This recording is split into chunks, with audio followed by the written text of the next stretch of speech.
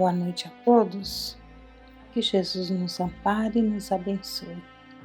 Peçamos a Deus e a Jesus pelos que sofrem, encarnados e desencarnados. Que a misericórdia do Pai se faça presente onde houver dor, sofrimento, aflição. Que a fé, a coragem e a esperança possam se fortalecer em todos os corações. Pai nosso que estás no céu, santificado seja o teu nome. Venha a nós o teu reino. Seja feita, Pai, a tua vontade, assim na terra como no céu. O pão nosso de cada dia dá-nos hoje. Perdoa, Senhor, as nossas dívidas, assim como perdoamos aos nossos devedores. Não nos deixes, Senhor, cairmos em tentação, mas livra-nos do mal. Que assim seja, graças a Deus e graças a Jesus. Nos perguntemos por que tantas dificuldades nos lares? Por que tantos desentendimentos, tantas desavenças? O lar é importante, a família é importante. De forma geral, vemos ainda o quanto precisamos lutar para vencer o egoísmo e o orgulho que permeiam outros bons sentimentos que já desenvolvemos.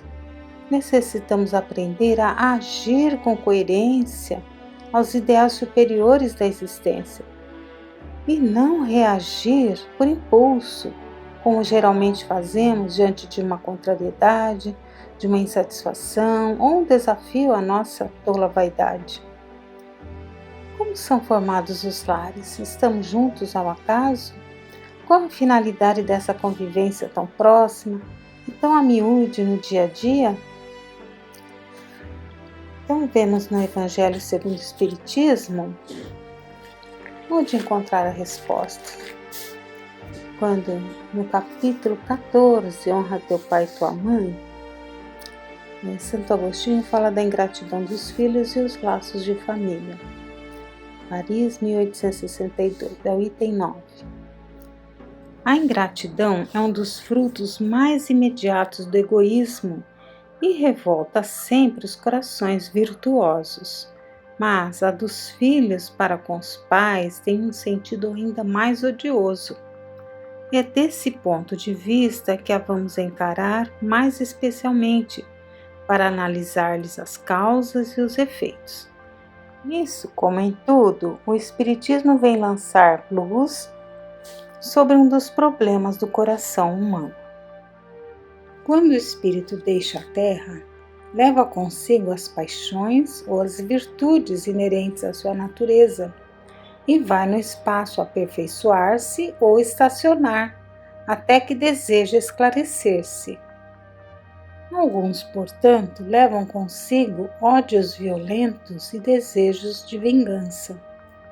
Há alguns deles, porém, mais adiantados, é permitido entrever algo da verdade. Reconhecem os funestos efeitos de suas paixões e tomam então boas resoluções.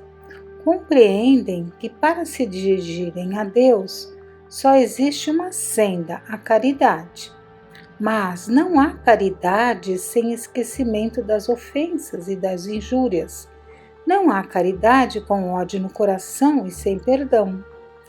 É então que, por um esforço inaudito, voltam o seu olhar para os que detestaram na terra. À vista deles, porém, sua animosidade desperta. Revoltam-se à ideia de perdoar e ainda mais a de renunciarem a si mesmos. Mas, sobretudo, a de amar aqueles que lhes destruíram talvez a fortuna, a honra, a família. Não obstante, o coração desses infortunados está abalado. Eles hesitam, vacilam, agitados por sentimentos contrários.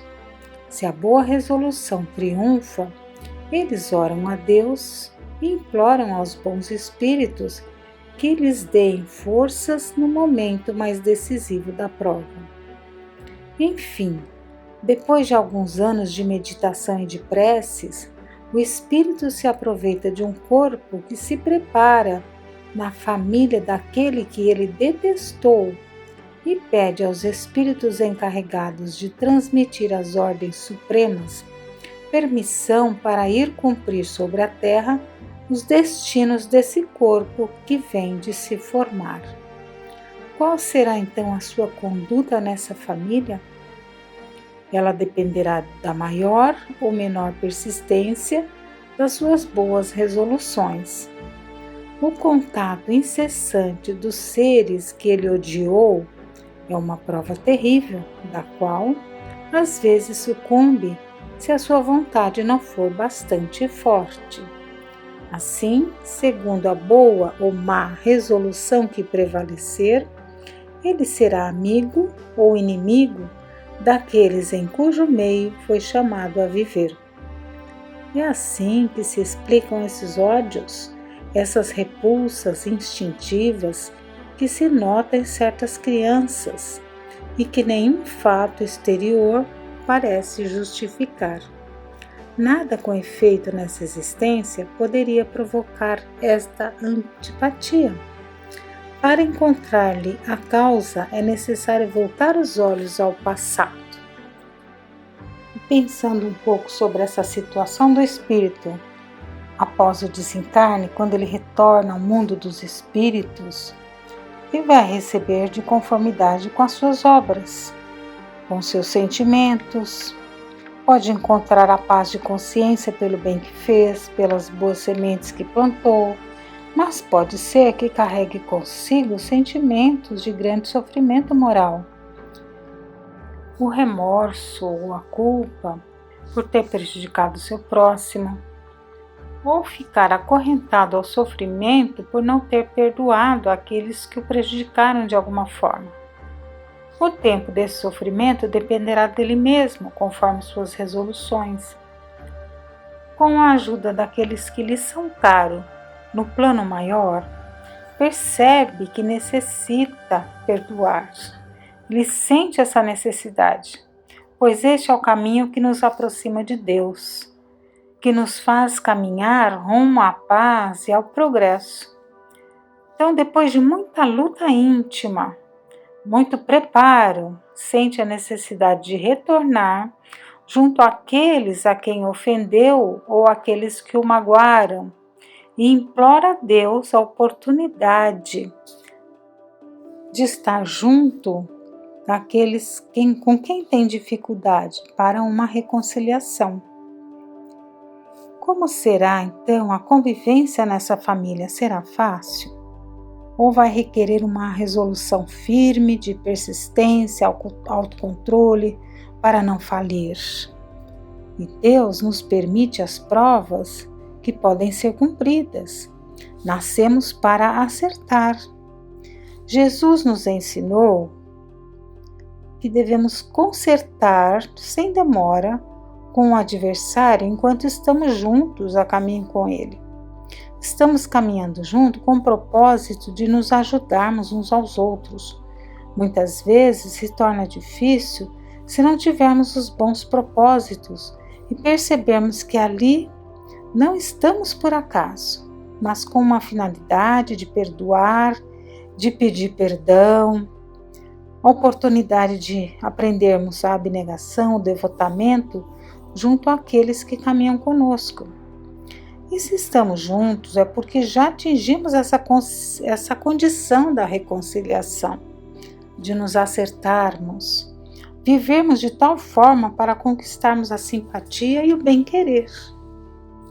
Para atingirmos essa condição no dia a dia, não existe outra fórmula que possa apagar os conflitos domésticos que não seja os ensinamentos trazidos e vivenciados por Jesus, o Evangelho do Cristo.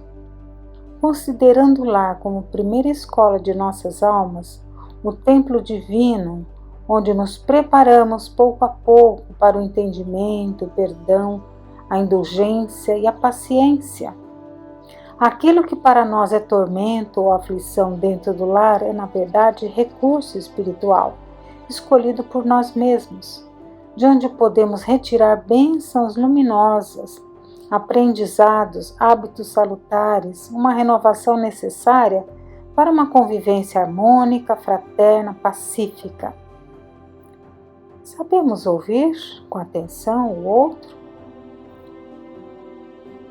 Precisamos aprender a ouvir para falarmos edificando, abençoando, com serenidade, porque é na convivência uns com os outros que vamos desenvolvendo em nós esse germe divino da perfeição, as virtudes ensinadas por Jesus.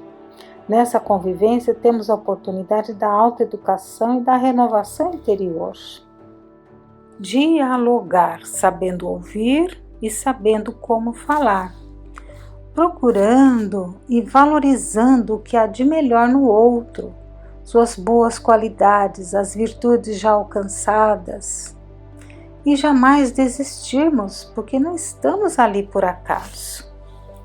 Quantas vezes o que nos falta é a boa vontade, o silêncio, às vezes necessário, o saber falar, tratar o outro com respeito, não exigirmos do outro, muitas vezes, aquilo que ele ainda não pode, e sim exemplificarmos, se tratarmos o outro como gostaríamos de ser tratados, a convivência tende a superar conflitos, a encontrar a paz e o entendimento.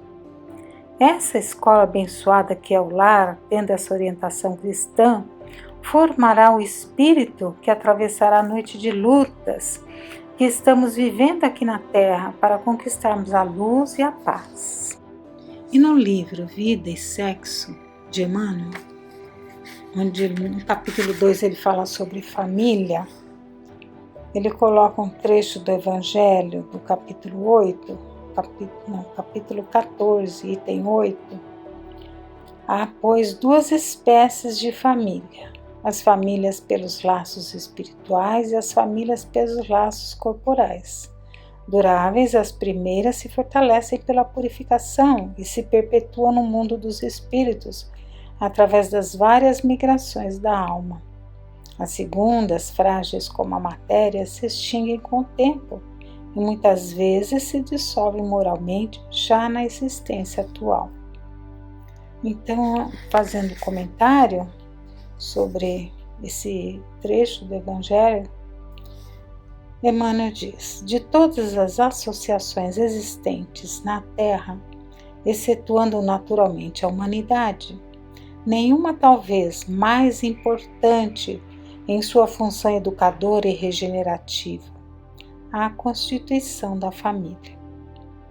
De semelhante agremiação, na qual dois seres se conjugam, atendendo aos vínculos do afeto, surge o lar, garantindo os alicerces da civilização. Através do casal aí estabelecido, funciona o princípio da reencarnação, consoante as leis divinas, possibilitando o trabalho executivo dos mais elevados programas de ação do mundo espiritual. Por intermédio da paternidade e da maternidade, o homem e a mulher adquirem mais amplos créditos da vida superior. Daí, as fontes de alegria que se lhes rebentam do ser com as tarefas da procriação.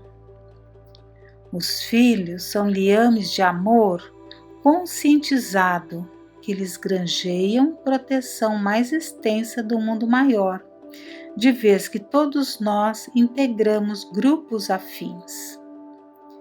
Na arena terrestre é justo que determinada criatura se faça assistida por outras que lhe respiram a mesma faixa de interesse afetivo.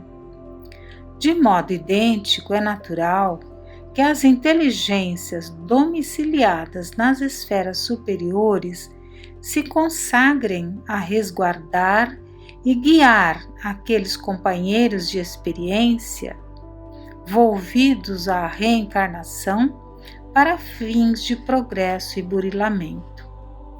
A parentela no planeta, face filtro da família espiritual, sediada além da existência física, mantendo os laços preexistentes entre aqueles que lhes comungam o clima. Arraigada nas vidas passadas de todos aqueles que a compõem, a família terrestre é formada, sim, de agentes diversos, porquanto nela se reencontram comumente afetos e desafetos, amigos e inimigos, para os ajustes e reajustes indispensáveis ante as leis do destino. Apesar disso, importa reconhecer que o clã familiar evolve incessantemente para mais amplos conceitos de vivência coletiva, sob os ditames do aperfeiçoamento geral, conquanto se erija sempre em educandário valioso da alma. Temos dessa forma, no Instituto Doméstico, uma organização de origem divina, em cujo seio encontramos os instrumentos necessários ao nosso próprio aprimoramento para a edificação do mundo melhor. Se imploramos a Deus para encarnar junto desses com quem hoje se forma nossa família, é porque são eles instrumentos favoráveis. É a família que precisamos e que merecemos, pois Deus permitiu o melhor para nossa atual necessidade.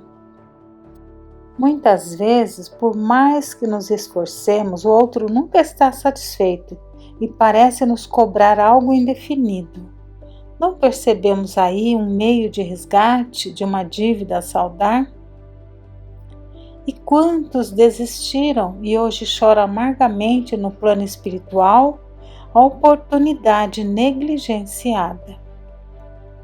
Que Deus nos ajude a valorizarmos hoje a abençoada família que nos concedeu, para que não venhamos a chorar pela oportunidade perdida. A oração, a leitura, a meditação sobre os ensinamentos do Evangelho, onde nos fortalecer a coragem, a paciência, a esperança, a persistência nas boas resoluções. Procurando viver em paz, de forma harmoniosa, fazendo aos outros o que gostaríamos que nos fosse feito, sairemos vitoriosos desta encarnação, aprendendo a amar e a abençoar. Que Deus nos abençoe.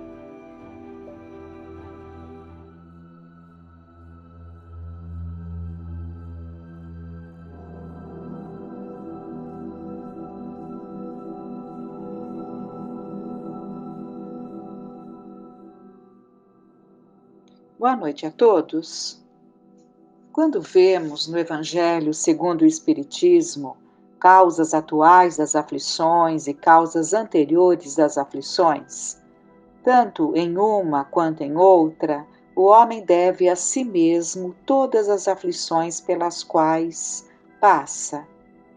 Desde que compreendamos a justiça de Deus, compreendemos que as vicissitudes da vida têm uma causa, e como Deus é justo, esta causa necessariamente deve ser justa. Kardec coloca que Deus vê o progresso de todas as criaturas, eis porque não deixa impune nenhum desvio do caminho reto. Não há uma só falta, por mais leve que seja, uma única infração à sua lei que não tenha consequências forçosas e inevitáveis, mais ou menos desagradáveis. Vamos agora ver um depoimento de um espírito que se apresentou no grupo Meimei, em 1956, através da psicofonia de Chico Xavier. Encontra-se no livro Vozes do Grande Além, nas Malhas da Lei. Na reunião da noite de 13 de setembro de 1956, nossos instrutores trouxeram à comunicação o espírito J. L, que, relacionando comovidamente a sua história, nos ofertou grave estudo em torno da lei de ação e reação no campo da justiça. Meus irmãos, Jesus nos abençoe. Agora que o tempo aliviou as minhas aflições de espírito endividado, posso oferecer-vos meu caso para exaltar convosco a função da justiça divina. Quantas vezes o ciclone das provações indispensáveis sopra violento sobre as comunidades espíritas, provocando escândalos e desastres, acidentes e tragédias, semeando consigo desalento e desilusão injustificáveis, porque em todos os acontecimentos da vida prevalece a harmonia da lei de causa e efeito, a quem nenhum de nós poderá fugir. Para não tomar-vos o tempo, serei tão sucinto quanto possível, já que os instrutores de vossa casa recomendam-me cooperar em nossas lições da noite. No século passado, era eu o chefe de uma casa simples, não obstante afortunada. Minha mãe viúva, minha irmã Olívia e eu vivíamos então num sítio do norte brasileiro. Nossa existência transcorria sem problemas dignos de menção, quando Olívia, para surpresa nossa, passou a nutrir singular afeição pela casa paroquial, comandada por um homem puro e nobre, o padre Venâncio, que se fizera credor do respeito e da confiança de todo o vilarejo que nos vira crescer, que nos vira nascer. Eu e minha mãe tentamos entravar-lhe as inclinações. Todavia, minha irmã declarava-se portadora de vocação religiosa que não nos seria lícito contrariar. E foi assim que vi minha genitora afinar-se, extremamente desgostosa, porquanto sonhara para a filha, quanto para mim, um futuro risonho adornado pelas bênçãos da vida familiar, em que as suas esperanças de mulher se multiplicassem, através de netos, a lhe abençoarem um nome. Com a morte de minha mãe, Olívia passou a residir ostensivamente no domicílio do sacerdote. Devotava-se aos cuidados da igreja, à leitura sacra, à meditação e à prece, aguardando permissão para o ingresso num convento baiano. Meu espírito egoísta e tiranizante, porém, não conseguia concordar com semelhante situação e passei a ver naquela intimidade puramente fraterna quadros escusos e inconfessáveis que, em verdade, somente pertenciam à minha imaginação. Crivei Olívia de acusações amargas. Ameacei furtar-lhe a vida. Procurei um entendimento com o padre que, tranquilo, me afirmou a sua lealdade e inocência. Tudo fizera para que minha irmã voltasse a casa. Ela, no entanto, insistia em consagrar-se à vida monástica. Pedia-me, o padre pedia-lhe, Pedia-me ajudá-lo a resolver o problema. Longe, porém, de compreendê-lo, incriminei-o ainda mais. Escrevi cartas anônimas às autoridades religiosas do tempo, buscando desacreditá-lo. Amarguei-lhe o coração por todas as formas ao alcance de minhas possibilidades, tentando correr com a sua presença de nossa localidade, que passou a aceitar minhas calúnias perversas.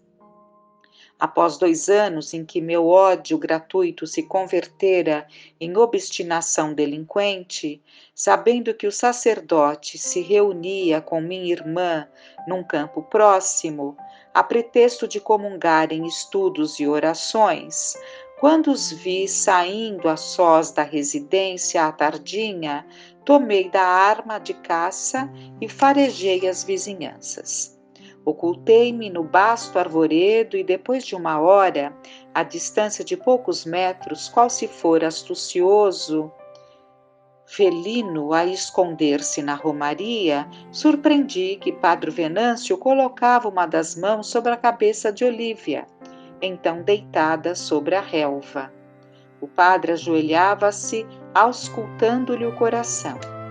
Cego de crueldade, puxei do gatilho e o tiro não falhou.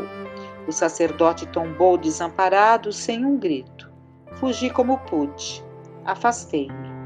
Aguardei a noite em floresta próxima e, de volta à casa, encontrei o povo aturdido, guardando o cadáver daquele que passara a ser não somente minha vítima infortunada, mas também o obsessor de meu pensamento, porque desde o estampido a repetir-se constante em meu crânio, nada mais vi em minha consciência senão Padre Venâncio, clamando vingança ou pedindo socorro à bondade divina.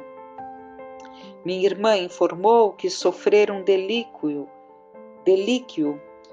e que o sacerdote a assistia bondoso quando caiu em sangue no chão. E apavorada, breve conheceu a loucura, expirando inconsciente numa casa religiosa no Recife. O tempo impôs-me igualmente a morte.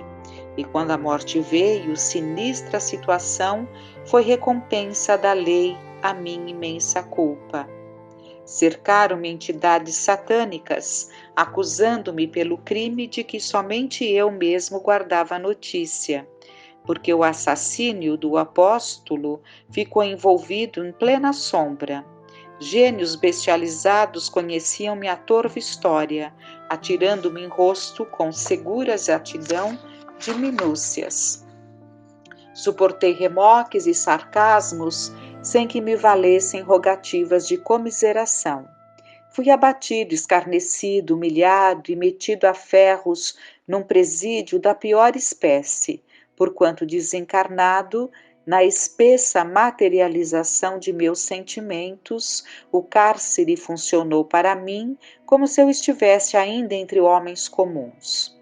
Se viciado por numerosas flagelações, depois de muito tempo recorri à providência de Deus, através da oração regada de lágrimas, e piedosos braços me libertaram, conduzindo-me à escola regeneradora de que eu tinha premente necessidade.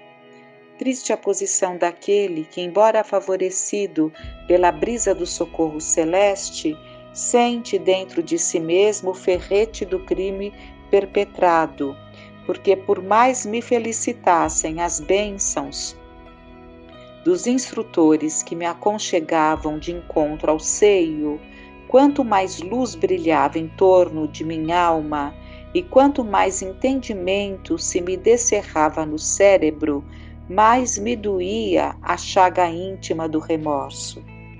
Conduzido às organizações espíritas nascentes, no século que passou, procurei trabalhar com aqueles que se consagravam à causa do Evangelho entre as criaturas, aspirando à volta à carne e, com o amparo de muitos benfeitores, consegui regressar. Renasci num lar correto. O arrependimento criara em mim tendências nobres. Tive uma meninice e uma juventude preservadas com esmero, assimilando a educação que me transformou num médico digno e consciente. Podereis imaginar quanta esperança me palpitava no espírito, sentindo os deslumbramentos da revelação divina aliados aos conceitos científicos de minhas próprias observações? Casei-me. E porque minha esposa não pudesse receber a alegria da maternidade, ela e eu concordamos em adotar uma criança de sangue alheio. Improvisamos um berço e uma doce menina, filha de pais anônimos, mas naturalmente enviada pela bondade do céu aos nossos anseios, adornou-nos os braços. Entretanto, quando a nossa Maria Helena mal completara 7 anos, minha esposa partiu, deixando-me inconsolável.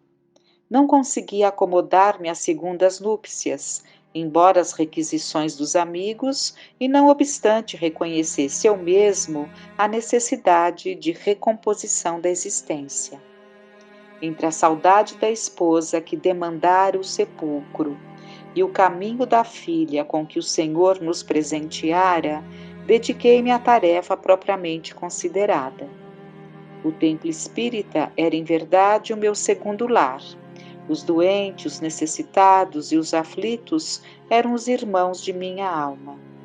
Contudo, Maria Helena, jovem e bela ao meu lado, despertava em muita gente malignas ideias com respeito à minha conduta. Ninguém acreditava na respeitabilidade de meu paternal afeto. E por isso, em se aproximando do nobre rapaz que lhe cativara os sonhos femininos, foi ele assaltado de cartas anônimas, de observações ingratas e de apontamentos caluniosos, com alusão à filha abençoada que o Senhor conservava em meu carinho. Em razão disso, Antônio, esse era o nome do rapaz, casou-se de coração amargurado, mais para desincumbir-se da palavra empenhada do que por acreditar na felicidade que ele sentia impossível, de vez que não encontrava argumentos para arredar-me da velha casa que lhes ofereci com largueza de confiança. A maledicência continuou fiando envenenadas teias ao redor de nossa vida. E depois de 2 anos, sem que eu pudesse prever o que se passava no íntimo do genro indireto que o Senhor me havia concedido, Antônio viaja sem determinação de regresso. Fim de uma semana, certa noite chuvosa e úmida, com a nossa residência mal iluminada, ouço minha filha chamar-me. Estava febril, doente. O relógio marcava os primeiros minutos da madrugada. Ergui-me rápido e fui atendê-la. Pediu-me uma oração, rogou-me um passe, e quando me entregava ao piedoso mistério do auxílio espiritual, eis que o esposo de Maria Helena penetra a casa violentamente. Observa as minhas mãos sobre aquele corpo que me era sagrado, e sem qualquer vacilação descarrega sobre mim o revólver, insensível, interrompendo minha alegria da tarefa evangelizante.